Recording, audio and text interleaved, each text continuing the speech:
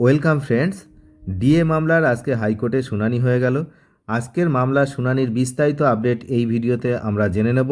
অবিলম্বে ডিএ দেওয়ার নির্দেশ দেওয়া হয়েছে এবং 11ই সেপ্টেম্বরের মধ্যে হাইকোর্টে রিপোর্ট তলব করা হয়েছে। কি বিষয় বিস্তারিত জানবো। আপনারা জানেন সুপ্রিম কোর্টের যে পর্যবেক্ষণ সেটা মেনে রাজ্য সরকারি কর্মীরা মহার্ঘ ভাতা বা ডিএ পেলেও সাহায্যপ্রাপ্ত স্কুল কলেজের শিক্ষক ও শিক্ষাকর্মীরা কেন বঞ্চনার শিকার হবেন, কলকাতা হাইকোর্টের 24 নম্বর বেঞ্চে বিচার চলাকালীন ঠিক এই প্রশ্নটি কিন্তু তুলে ধরেন বিচারপতি অমৃতা সিনহা। রাজ্য সরকারের এই দ্বিমুখী অবস্থান নিয়ে তীব্র অসন্তোষ প্রকাশ করার পাশাপাশি তিনি নির্দেশ দেন গ্র্যান্ট ইন এইড কর্মচারীদের বকেয়া ডিএ মেটানোর কাজ অবিলম্বে শুরু করতে হবে। শুধু তাই নয়, আগামী 11ই সেপ্টেম্বরের মধ্যে রাজ্যকে এই বিষয়ে সুনির্দিষ্ট হলফনামা জমা দেওয়ার কড়া বার্তা দিয়েছে আদালত। বকেয়া পাওনার দাবিতে আদালতের দরজায় কড়া নেড়েছিলেন কর্মরত অবসরপ্রাপ্ত গ্র্যান্ট ইন এইড কর্মীদের একাংশ। মামলাকারীদের হয়ে জোরালো সওয়াল করেন প্রবীণ আইনজীবী বিকাশ রঞ্জন ভট্টাচার্য, সুদীপ্ত দাশগুপ্ত এবং ফিরদৌস শামীম। আদালতে কি হয় না, তাদের স্পষ্ট বক্তব্য যেটা ছিল, একই অর্থাৎ রোপা নিয়মের আওতায় থাকা সত্ত্বেও কেন সাহায্যপ্রাপ্ত শিক্ষা প্রতিষ্ঠানের কর্মীদের ন্যায্য আইনি অধিকার থেকে প্রতিনিয়ত বঞ্চিত রাখা হবে। শুনানির শুরুতে অর্থ দপ্তরের কাছ থেকে প্রয়োজনীয় নির্দেশিকা পাওয়ার জন্য কিছুটা সময় চান রাজ্যের আইনজীবী, কিন্তু তাতে কোনো স্বস্তি মেলেনি। শীর্ষ আদালতের স্পষ্ট নির্দেশ থাকা সত্ত্বেও কেন শিক্ষক শিক্ষিকাদের নিজেদের অধিকার থেকে দূরে রাখা হচ্ছে তা নিয়ে প্রশ্ন তোলেন বিচারপতি।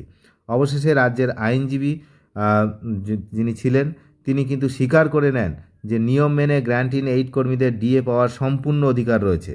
এরপরেই বিচারপতি অমৃতা সিনহা সাফ জানিয়ে দেন, কোনো অজুহাতে অর্থ দপ্তর নিজেদের দায় এড়িয়ে যেতে পারে না। রোপা 2009 এবং শীর্ষ আদালতের রায় মেনেই সাহায্যপ্রাপ্ত প্রতিষ্ঠানের শিক্ষক এবং নন টিচিং স্টাফদের বকেয়া মেটানোর বন্দোবস্ত করতে হবে। এই হলো মেন বিষয়।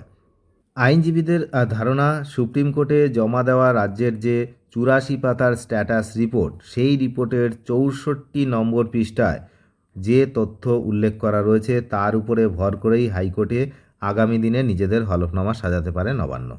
অর্থ দপ্তর আগামী 11ই সেপ্টেম্বরের হলফনামায় ঠিক কী রূপরেখা তুলে ধরে এবং পরবর্তীতে নবান্ন থেকে কী মেমো জারি হয়, এখন সেই দিকেই কিন্তু দৃষ্টি রয়েছে আমাদের। আমরা সেদিকে নজর রাখছি, আপনারাও নজর রাখুন। তবে ডিএ মামলার যে নতুন একটি অধ্যায় শুরু হলো সেটা আর বলার অপেক্ষা রাখে না, কারণ সুপ্রিম কোর্টের রায় থাকা সত্ত্বেও যেহেতু গ্র্যান্ট ইন এইড সহ শিক্ষক শিক্ষিকা এবং নন টিচিং স্টাফ যারা, তারা তাদের বকেয়ার টাকা একটাও পায়নি, তার জন্য আবারও এই মামলার জল কিন্তু আদালতে গড়ালো এবার কলকাতা হাইকোর্টে, এবং বিচারপতি মাননীয় অমৃতা সিনহার এজলাসে এই মামলার শুনানি আজ যেমন হলো আগামীতেও হবে।